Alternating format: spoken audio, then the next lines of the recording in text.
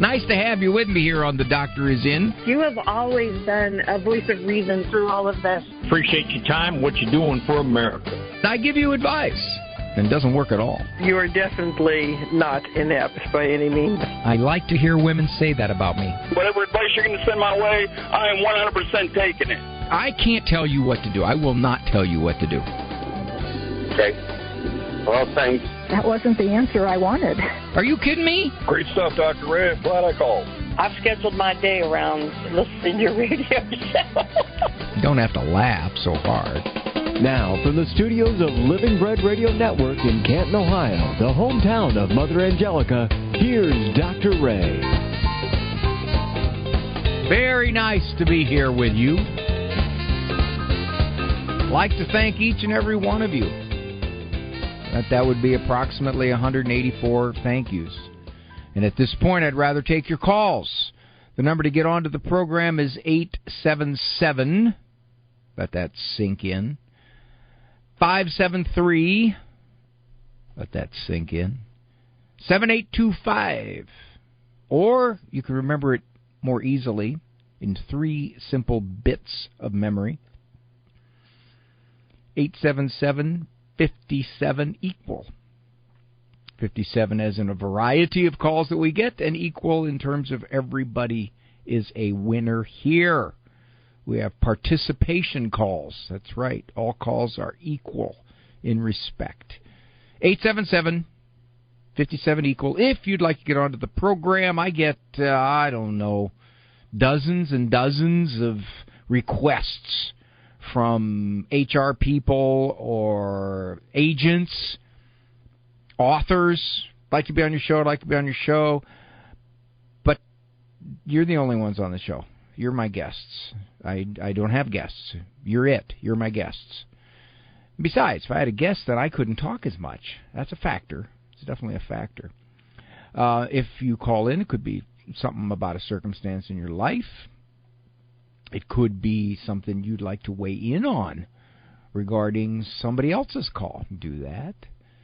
It could be something you don't understand about the world of psychology. Obviously, you don't know everything about psychology. Matter of fact, in trivia, we had 2 subjects in the past year and on psychology, and I missed them both. Yeah.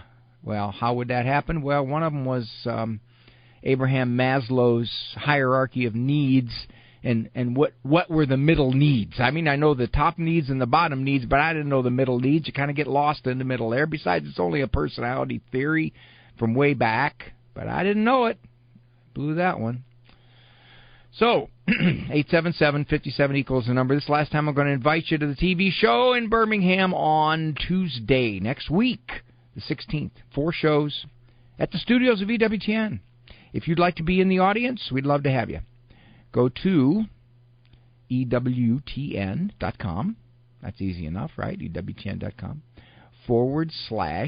/ Dr. Ray Live. Dr. Ray Live. And there's 4 shows you can sign up for. We've got, just found out, we got a family of 5 boys coming in. That's kind of neat. Like the kids in the audience. The kids add a lot to the show. They add youth. So that's great. Love to have you. If you'd like to be on, this will be the last time I will make the invite, because next week we're heading down to EWTN.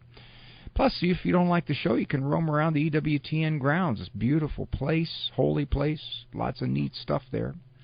No pictures of me at all. I keep bringing them, and I don't know what they do with them, but they get rid of them. I fought Facebook for a long time, and I decided, okay, no, I'm going to try to connect, make friends with people using Facebook principles. I'll apply the same Facebook techniques of connection. So, what I do now is when I'm walking down the street and I see somebody that I don't know, I tell them what I've eaten that day, how I feel at that moment, what I did the night before, what I'll do later, who I'm going to be hanging around with. Yeah. I give them pictures of my family, my dog, me washing the car, taking things apart in the garage, mowing the lawn, driving around town, having lunch, pretty much doing what anybody and everybody does every day. I listen to their conversations, and I give them a thumbs up. Thumbs up. And I tell them I like them. And it's working. It is really working. I already have 4 followers. Yep. 2 police officers, a private investigator, and a psychiatrist. Did I get Tank's consent to be on Facebook? You know, Tank passed away. The big 110-pound rot that we had passed away. Probably about a year ago now, a year and a half ago. His sister, Delta, she's not as big. She's about 90 pounds. She's there, and she's definitely more girl than he was. Tank just was kind of laying around. He was cool, you know. Delta, she's protected us. She's protected us from 9 plastic bags going around our backyard. She's protected us from multiple birds. Well, she hasn't done anything to them. She just lets us know they're there. Pretty much every Amazon package deliverer, yeah. That's it. She's making sure they're not going to do any harm to us. Mm-hmm. Nice to have you. Somebody comes into my office, marriage counseling, and I might make a suggestion that one of the spouses, and more often the guy, to be more affectionate. His spouse is craving the slightest morsel of it. An answer I get might be, that's not me. That's not who I am. I'm just not an affectionate person. Or I might suggest in a marriage conflict that the wife be a little more reluctant to get into arguments with the guy's dad. And she says, well, I'm just an assertive person. That's me. I'm assertive. When we say that that's not me, I think a lot of the time it means that's not what I want to do. Okay, I understand that if somebody says, would you like to go to that party and have a drink? And no, that's not me. That's understandable. That's not a preference. But if it is something that would do good, for example, you got an aunt. She's 88. She's in a nursing home. And her daughter who's 57, asks you if you want to go visit her. That's I don't know. That's not my scene. That's just not my scene. What's that really saying? You have a chance to do something good. You have a chance to do something charitable, but you're hiding behind some kind of created persona. That's not who I am.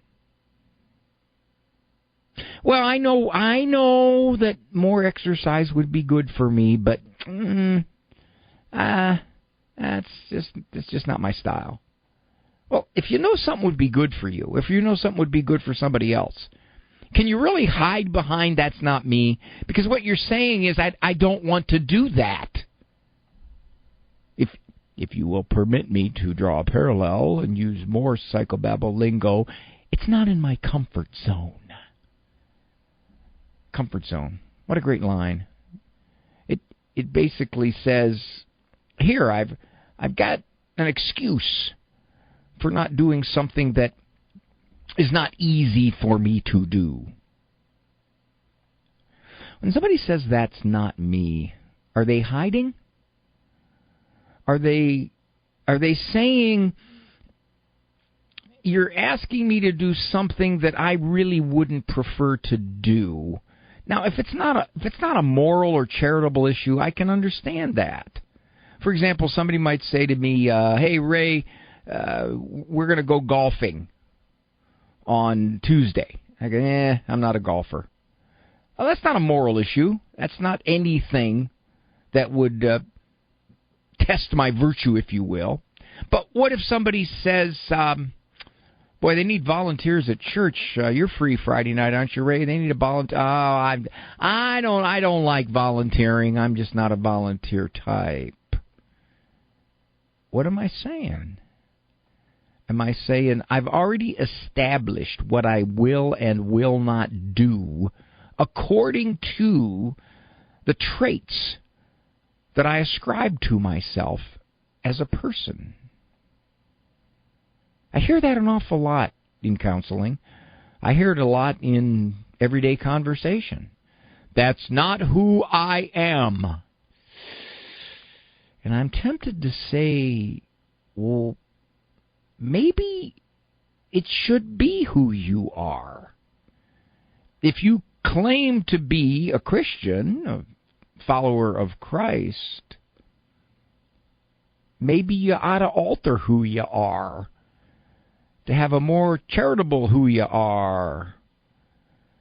There's a lot of things I would prefer not to do. And I could say, nah, that's not me. But I know it's a good thing to do. And therefore, I better work at getting over me. 877-573-7825. 877-57 equal is the number to get on to the program. Thank you for joining me. I'm Dr. Ray. Would you get on a plane that doesn't have a pilot? Investing in passive index mutual funds may present the same issue. The Ave Maria mutual funds are actively managed by seasoned investment professionals to help you meet your investment goals in a morally responsible way. Ave Maria funds are managed to conform to pro-life and pro-family values. Long-term investors could invest in the no-load Ave Maria mutual funds. You can learn more about the Ave Maria mutual funds at 866-AVE-MARIA or visit AveMariaFunds.com. Where are servants of prayer? The Christian family is the first place of education in prayer, says the Catholic Catechism. The family is the domestic church where children learn to pray and to persevere in prayer. Ordained ministers are also responsible for forming their brothers and sisters in prayer. Many in the religious life have consecrated their whole lives to prayer. The consecrated life is sustained by prayer and is one of the living sources of contemplation and spiritual life of the church. Catechesis aims to teach all members of the church to meditate on the Word of God in personal and liturgical prayer, internalizing it in order to bear fruit in a new life. Prayer groups and spiritual direction can also be powerful tools in the practice of prayer. A spiritual director should be chosen with great care, for as St. John of the Cross warns, as the Master is, so will the disciple be. This is Peggy Stanton, and this has been the Order of Malta's Minute with the Catechism. This week on Christ is the Answer, Father John wants to tell us who Jesus really is. In the Synoptic Gospels, there's a famous story about Jesus and his disciples going into the district of Caesarea Philippi. After inquiring about what the people were saying about him, Jesus then turns to his followers and asks, "But who do you say that I am?" Join us this week as Father John helps us look introspectively into our hearts, as our Lord still asks this same question to each of us today. Tune in for Christ is the Answer, Monday through Fridays at 11 a.m. on Ave Maria Radio.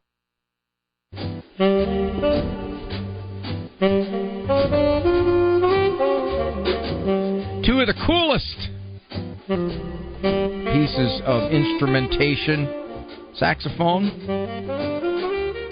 Sounds like a tenor sax. And the brushes on the drums. Just cool. Thank you for joining me, Dr. Ray Guarendi. Combination of virile femininity, masculine sensitivity, and physical spirituality. We had a father on hold at the end of the show last week, and true to our promise, he is first up. He's calling from Ohio. Hello there, sir. Hi, thank you for talking to me again, Doctor. Anytime. Anytime. I was telling you about my son who graduated with a psychology degree a few years ago, couldn't get a job in his field. He now works in construction. He lives at home. He spends a fair amount of time with his girlfriend. He's very smart, very verbal, very quick-witted. He sounds just like me. Well, he can be a little rough on you too sometimes. Okay, that's me. That's me. So sometimes when I ask him to do things, then he gets a little angry with me, and he comes out with some witty response why he shouldn't have to, and things like that. So I want to start. He's our last child in the house. I want to start charging him rent. I'm afraid that if I can't do it with him in a good mood, then he's going to blow up with me. And so, frankly, I get afraid at challenging him to do things that I think are for his betterment. I get afraid because of how he might respond. You're afraid he'll just get verbally nasty, or he'll punch you in the head? No, the former. Okay, so he just gets nasty.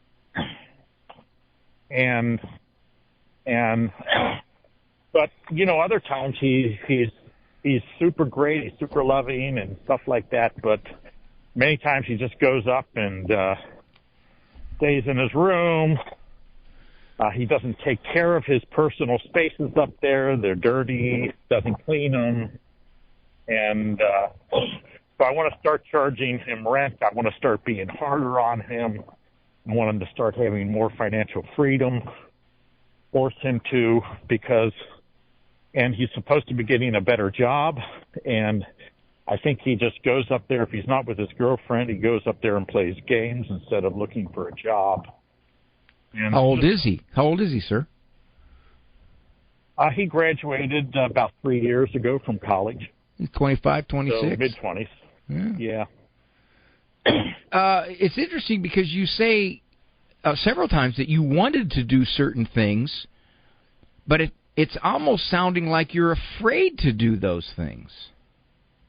That's true. I'm afraid to ask him to do things because when I do, like if I ask him, clean up the dishes, and then he might say, well, you didn't clean up yours yesterday.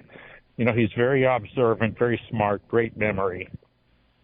And well, I wouldn't call that a great memory. I'd call that manipulation. The irony is, You didn't clean yours up yesterday. Yeah, but it's your house. He's basically making himself equal to you in terms of stewardship of that house. It's your house. You've bought it. You've paid the bills. Your name is on all the bills that come to the door. So for him to say, well, you don't either, is not really smart. It's just nasty. Now, okay. I mean, I love him a lot. I wouldn't call him nasty, but I will call him. We'll say that he aggressively defends his borders. Okay, all right. I guess. Okay, we could use that euphemism. So, what is keeping you from doing what you know would be good? I'm trying to. I guess I'm always waiting for the best time to do it. Like he'll come in, he'll eat, he'll go up to his room, he won't be in a good mood, and I say, okay, I'm not going to talk to him now. I'm going to wait until maybe I'll take him out to dinner and get him in a good mood and get him talking and talk with him or something like that. Okay, well, let me help you out. Let me help you out. I don't think you have to worry about what's a good time, because I don't think there is any good time. It depends how you define it. If you say, well, there are times when I'll put some conditions upon him that he won't be as resistant as he would be at other times, okay. But I don't think it sounds like, from what you're saying here, Dad, that no matter how temporarily agreeable he is to what you say, he's not going to do it. So I don't know if there is any good time to tell him something he doesn't want to hear. It sounds like what you're saying is, I'm going to have to tell him these things and face his wrath. What it sounds like. And I'm afraid of that. Well, there's two things. One, are you afraid of it because you simply don't like to face that kind of nastiness? Nope. Wait, let me correct that. his aggressive defense of his boundaries, or are you afraid he won't like you? No, it's more the former than the latter. Well, I guess and it's of note that I'm getting my wife more and more on board with my position to be hard on him. I knew it. I was going to ask about your wife. I was going to ask where she is with all this, because it sounds like you've been dealing with this for several years, and finally you're saying enough is enough, and you haven't up to this point because your wife hasn't been on board, but now she's saying, I'm getting a little tired of his conduct too. I think here is the conclusion, sir. At some point you're going to tell him. If not now, 2 years from now when you've really had enough. You're going to tell him. And when you do tell him, there's no way to avoid he's going to be mad. No way. No way. In his view, he has every right to live at your house as easily and freely as he wants. And when you attempt to say, no, I'm not helping you, son, by letting you do this, he's going to get upset. I don't know if there's any way to avoid it. So you're going to have to brace yourself and say, this is what I am expecting, son. And then he'll get all upset. I don't know any way around it, sir.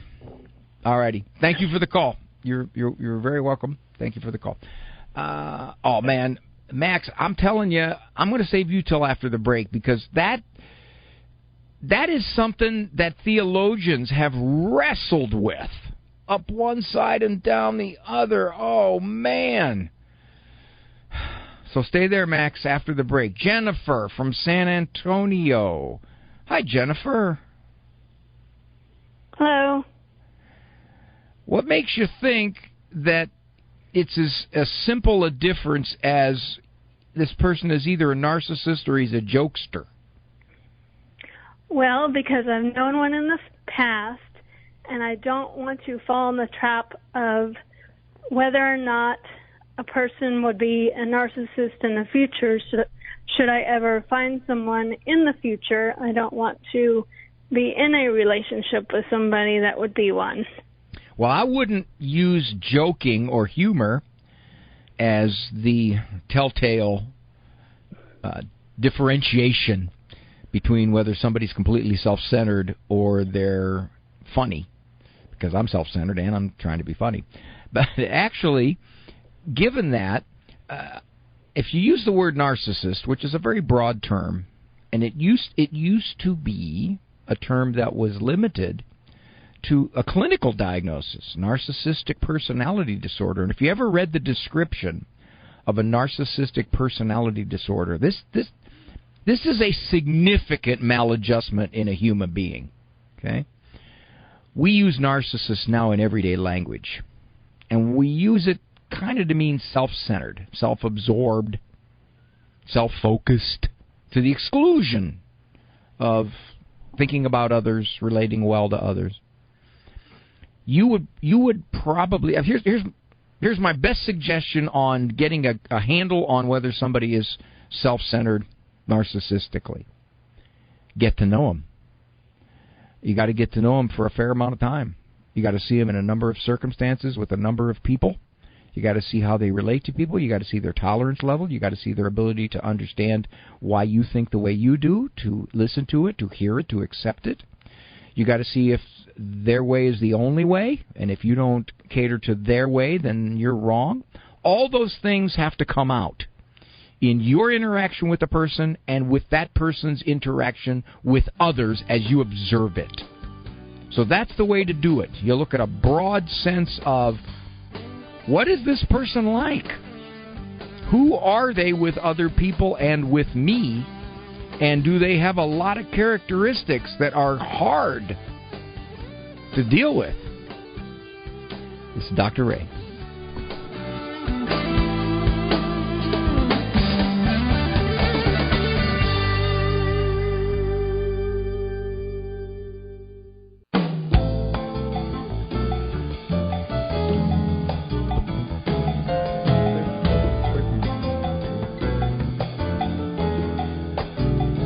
Attempting to improve your mind by the minute. raising your IQ into the intellectual stratosphere. Very nice to have you with me. I'm Dr. Ray Guarendi. Program Doctor is in. All right, I'm going to Max from New Mexico. I'm nervous about this call. I'm very, very nervous about this call because I have heard so many people much more erudite than myself debate this, coming down on both sides of the issue. I suppose the best thing I can do for Max is to give a summary of both sides of the issue as I have tried to understand it. Hi, Max. How are you? Hi, Dr. Ray. I'm doing well. Why couldn't you ask something easy, like my kid won't go on the pot? What do I do? You know? I would, but I don't have any kids. So, oh, man. I got to say, you're really helping me by taking my call today, though, because I just got my wisdom teeth out a few days ago, and it still hurts a lot, and I can't grow the teeth back. But I figured what better way to grow the wisdom back than to call you. That's what I was going to say. I'm glad you took the words out of my mouth, or teeth out of my mouth, or whatever. That's right, because you've lost some wisdom, and hopefully I can make up for it in this one segment. Hopefully. You sound unsure of yourself. I am nervous about this, Max. Yeah, so my question is, I've never heard you talk about this before, and I've heard a lot of different answers. You've probably heard it before. It's if Nazis show up to your door and you're in Germany and you're hiding Jews in your house, and they ask you, they're trying to be quick, so they just ask you, yes or no, are you hiding Jews in your house? Is it wrong to say no to them? I don't think it is, because it's a time of war. Assuming you're in World War II, killing is okay in war, and I would say stealing is okay in war. You talked about Father Emil Kapan recently. He stole food from the Koreans to feed the other prisoners in his camp. I don't think there was anything wrong with that. So I think similarly, there's nothing wrong with lying to the Nazis to save the lives of the Jews in this case. And furthermore, I was reading some of Aristotle last semester for school, and he talks about the doctrine of the mean, which basically is like right and wrong. The exact right and wrong thing to do is dependent on the circumstance. So I think lying on this case is not the same as lying to your parents or your priest. And it's not lying to keep your own, sinful wrongdoing hidden or to yourself. It's to save the lives of innocent people who are otherwise going to be tortured and killed. So I don't think there's anything wrong with lying to the Nazis if you think it'll save the lives of the Jews. Well, Max, you said an interesting thing. You said Aristotle refers to the mean, the golden mean, and it depends, something is wrong or not depends upon the situation. Now, that gets frightfully close to situation ethics. Now, in this case, you picked a very extreme example. You said, all right, I believe it is okay to lie to someone who is intending to kill somebody. Okay. And there are people who would agree with you, and I've seen theologians agree with you, and I've seen people wrestle with that. I've seen people try to get around it by saying, are you hiding Jewish people here? And then you answer, why would I hide Jewish people? You think something's wrong with me? In other words, you didn't say yes or no, but you more or less implied. Why would I do that? That's stupid. Why would I do something like that? That's ridiculous. See, that's one answer I've heard, but I also think, I've had someone try to lie to me before by not giving me a yes or no answer. I saw right through it immediately. So I think the Nazis could too. And also, if my parents were asking me about some wrongdoing that I had done, and I had done it, and I was just trying to dodge the question like, oh, well, why do you think I do that? I think that would be wrong to do as well. Well, let's cloud it up here, Max. Let's cloud it up a little bit. Let's say that your parents ask you if you did something, and if you were to admit it, they would hate your girlfriend because of it. Okay. Now what? a bit confused of what the circumstance would be. Well, let's say that you and your girlfriend did something quite immoral. All right. And they're asking you, did you? And you know that if you admit to it, that they would say, well, she's not welcome here. We can't believe this. She's not for you. And as long as we're alive, it's going to take us a long time to even think about forgiving her. What then? Huh. See how it's kind of sure. Yeah, it's fuzzy. You see how it's fuzzy? Because when you say, now it's easy enough to say, well, okay, the Nazis want to kill a Jewish person, therefore I'm not going to tell them the truth. All right. Now some could say, well, you're not lying because the Nazis don't have any right to know that. They don't have any right to know that. It's not within their circle of knowledge. Okay, got that. But then what happens is, and this is where it gets fuzzy, at what point? Let's say, okay, here's another one. Your dad asks you if your brother did something. And you know what your brother did wasn't all that serious. But if you said yes, you knew that your dad was just going to flail on your brother. Your dad has that kind of temper. And if you say, yeah, Dad, he did it, and your dad is just going to not discipline him, he's just going to just unload on him, not necessarily verbally either. Now what? It seems like the circumstance, though, would be that saving him from unjust punishment. But I guess, though, if it's your dad, then you can't lie to your dad. And then who says what punishment is unjust? Let's say that you say, well, if I tell him this, my dad is going to ground him for a month. And that is just over the top. That is way beyond any consequence for what he did. And I know that if he does that to my brother, that'll throw my brother into an emotional funk, and I don't think he'll pull out of it. Now what? Yeah, dang, it does get foggy. Yes, it does, my friend. That's exactly right. Yeah, it's easy enough to live on the extremes because you can say, hey, that's pretty clear to me. But then it gets down to the point where, okay, now I've seen the side that says you don't lie no matter what. You just don't lie no matter what because the truth speaks for itself and the consequences of following the truth can be ugly or unpleasant. I've seen that side. I think the reality is most people will decide when it's right or wrong to lie. And I'll tell you, with a lot of the teenagers I deal with, they believe it's perfectly right to lie regarding anything that their friends do because to be a narc is the worst thing in the world you could possibly be. Max, you sound like a thinker to me. Good stuff, sir. But don't ever let those kinds of questions take you away from the faith.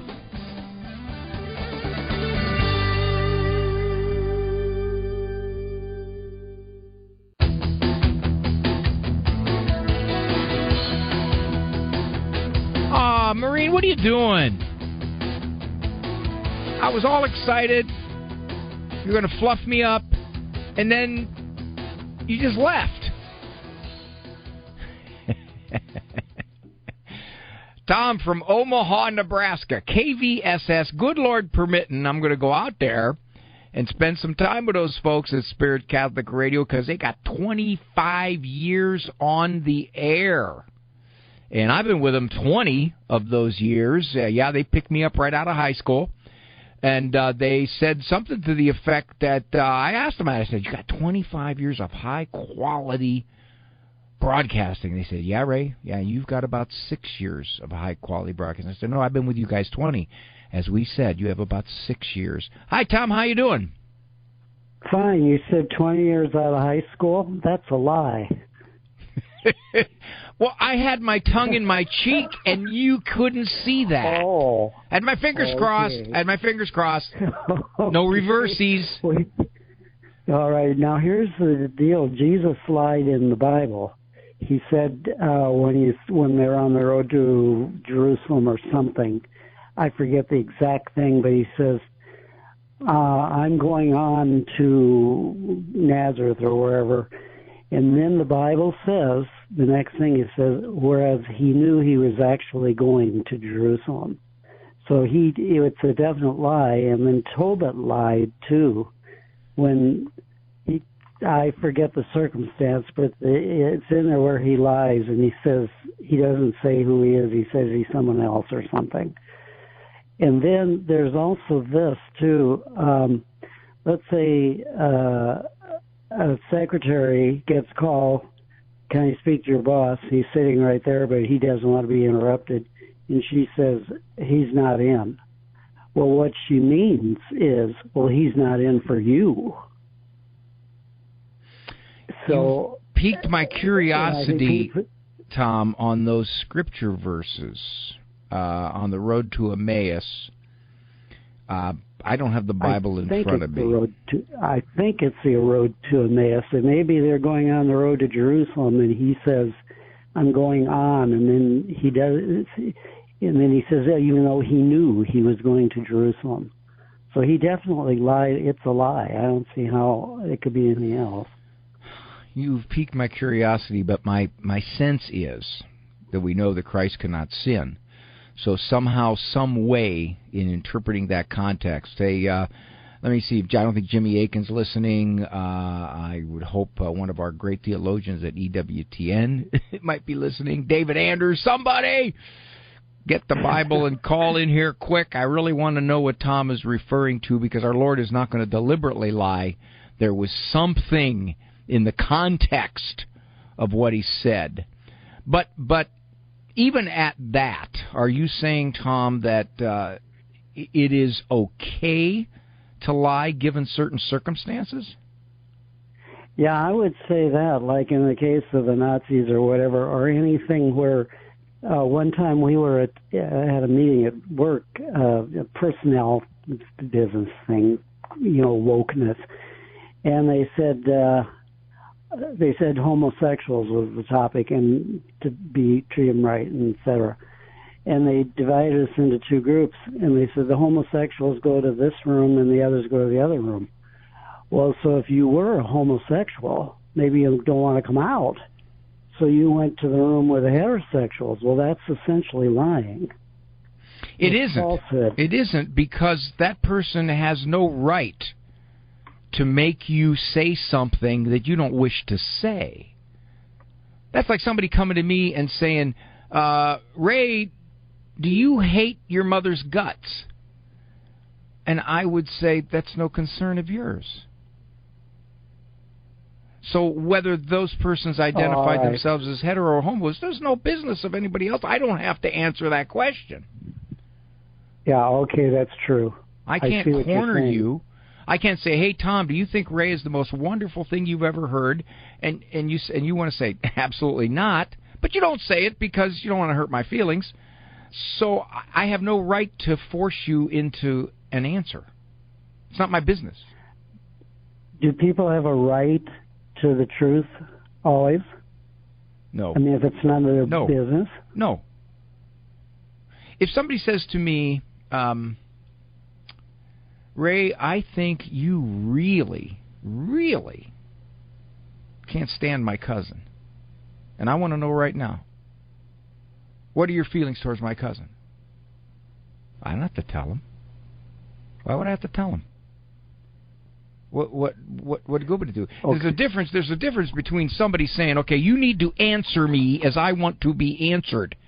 Well, no, I don't. It's the same thing with that Nazi thing. Are you shielding Jews? Well, they don't have a right to know that. They think they do. Everybody asks you questions thinks they have the right to know, or they wouldn't ask you the question. But they didn't have a right to know that. So then would that mean that someone who does not have the right to know something, you can tell them, you can lie to them? I don't have to tell them anything. I can refuse to answer. But then, like the man said before, though, they'll know. I mean, they'll know you're lying to them. When you say something like, well, they can interpret. They can interpret what I say any way they want. If they say, Ray, I think you hate my cousin. Do you? I'm not answering that. Ah, you must. No, I just didn't answer it. Well, sometimes not answering, though, is an answer. But it's not a lie. It's the other person's interpreting it as a lie. It's not a lie. I didn't say a lie. All right. Okay. You know as well as I do, there's a lot of feelings you have about a lot of people that you keep to yourself. Wisely so. Yes. So if somebody would corner you and say, what do you really think about them? Do you think they're jerks? I don't want to comment on that. Oh, you must think they're jerks. No, I just don't want to comment on that. Well, if you didn't think they were a jerk, you'd say they're not a jerk. Well, you think what you want. Yeah, you're not gonna corner me into doing damage by something I admit to, and then my only alternative is to then lie. Well, I don't like either of those options. I'm not choosing your dichotomy. Good stuff. Good stuff. Yeah, I'm going to have to let you go, Tom, because I'm up against a break. But I do appreciate that. Call me back because you got some good stuff there. Okay. Okay. Thank you, sir. Thank you. And I'm not lying either. I mean it. Call me back. Maureen, why couldn't you come and say it on the air? That's all I want to know, Maureen. I think you really don't think that, because if you did, you'd call. This is Dr. Ray. Food for the Journey, Sister Ann Shield. We would avoid a lot of difficult arguments, just spouting off at the mouth, as we sometimes say. Just ask the Lord, give me the words to say. Maybe I'm rightfully angry, but if I just shout and yell and scream, what good is that going to be? Brothers and sisters, God can give us much more control over our anger, over our fear, over our language. And so whenever you're in a tight spot, just stop for a moment and say, Lord, what would you have me do here? God is good. I don't mean he's going to say words that will come down from heaven, but if you pause just for a moment, you'll get hold of yourself, and you may well get a thought that you didn't have before. And sometimes it's just quiet, but it's enough to bring down the steam. And then you think what is really right to say here. You might be justifiably angry. How do we respect the other person while we're correcting them? Please, brothers and sisters, let us open our hearts to God in those moments. Sister Ann Shields gives you Food for the Journey, weekday mornings at 6:45 and again at 11:30 on 990 Ave Maria Radio. On the next Epiphany. Blessed are those who hunger and thirst for righteousness, for they will be filled. Hi, Vanessa Denha-Garmo here. Speaking of hunger, we welcome Father Leo Patalinga, priest and award-winning chef, inviting us to his upcoming talk at St. John's Resort. Then we speak with Joe Connors, president of Southern Downriver Right to Life, about 2 upcoming events. Epiphany, weekdays at noon on Ave Maria Radio.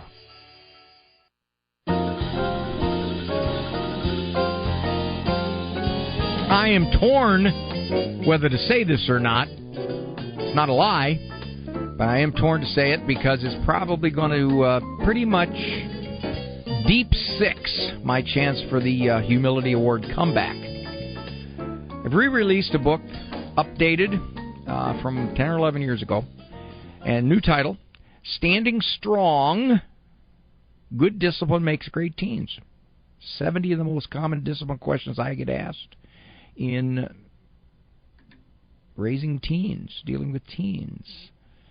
Chores, respect, technology, confidence, going against the tsunami of the cultural immorality, all those questions. And the book is supposed to do 2 things. 1, to help you as a good parent stand strong against a culture no longer on your side, give you the spinal stenosis. I shouldn't use that word. That's a pathology. Give you a spinal steel rod to help you have a spine that can stand up against that and the people who critique you and analyze you because you have high standards. And also to get you to enjoy your teen, because you have calm, confident authority. And once you got that, you can really enjoy that kid. You love them first, of course. But if you don't have authority, it gets really hard to like them. So the book really hits that hard. You can go many places. You can go to EWTN catalog. You can go to Sophia. Go to your local Catholic bookstore. You can go to my website, drray.com, if you want a signed copy. I sign all the books there. Gilbert from Texas. Hi, Gilbert. How are you? Fine. How you doing? Good, sir. My question was about lying. When Jesus was when Pontius Pilate asked him, "Are you the Son of God?" he goes, "You say that I am the Son of God." So is that considered lying? No. No, he said basically, you said it. Now, if Pontius Pilate wants to say, well, all he's doing is he's sloughing it off on me, but Jesus was saying, you said so. Are you the Son of God? You said it. You know. If somebody comes to me and says, Dr. Ray, do you really enjoy doing that radio program? Well, you said it. All right. I appreciate it. Appreciate your time. God bless you. God bless you, Gilbert. Thank you. Thank you, sir. See, that's a guy call. I do this on the phone with my friends. You know, if we're gonna go out and do a little bit of hitting, you know, for softball. Hey, Larry. Yeah. Ray. Yeah. You want to hit? Yeah. Where?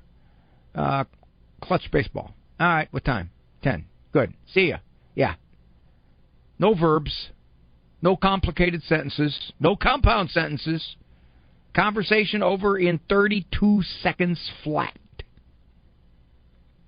Now, if you're a girl and coaching a girls' softball team, you got to get into a little more details, you know. But anyway, nice to have you. I don't have time to take another call. So I'm faced with about 3 minutes. So let's talk a little bit about the whole lying thing. Question the commandment: "Thou shalt not bear false witness against thy neighbor." So that one's pretty specific. You don't essentially tell lies about someone to have a deleterious effect. You're going to hurt them by telling that lie. But as traditional understanding has been, and church teaching has been, that kind of expands to lying in general, not necessarily just false witness against your neighbor. Lying in general. And so I was reading in the journal First Things, which is kind of a heady journal, which sometimes I got to admit I don't understand some of the articles. But they had a debate on this very question from two perspectives, talking about, is it ever okay to lie? And, of course, the standard example is the one that Max brought up, which is, well, the case of the Nazi who wants to kill. And your lie will protect a human life. That's a pretty concrete, extreme example. None of us would be in that position. I think it's safe to say that I would never be in a position to have to tell a falsehood that would save somebody's life. However, as Max and I talked, it's not always that clear. If someone says, well, it's okay to lie if good will come from it. Example, just to use an everyday example. If your spouse, your female spouse, says, "Do I look ugly in this outfit?" "Yes, you do." Now, what do you do in a situation like that? If you say no, but you think she does, you're lying, technically. If you say yes, and you have a spouse that you know is sensitive to her physical appearance, and this is going to be taken as much more than just this this outfit makes me look bad. I think I look bad in general, and this outfit is just another example of me looking bad in general, and you just confirmed it. Now, you could say, why do you think that? And the comeback was from a previous call, well, now you've just admitted it. The fact that you won't answer the question like a lawyer grilling a witness, just yes or no, sir, is that your book? Yes or no? Well, the book was given to me by someone. I didn't really have it in my possession. Yes or no?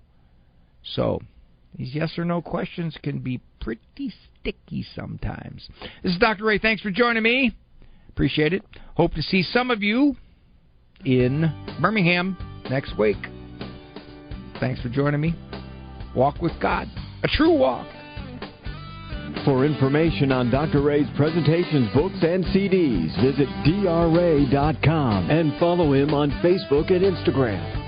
The Doctor Is In is a co-production of Ave Maria Radio and EWTN Radio and carried across the EWTN Global Catholic Radio Network.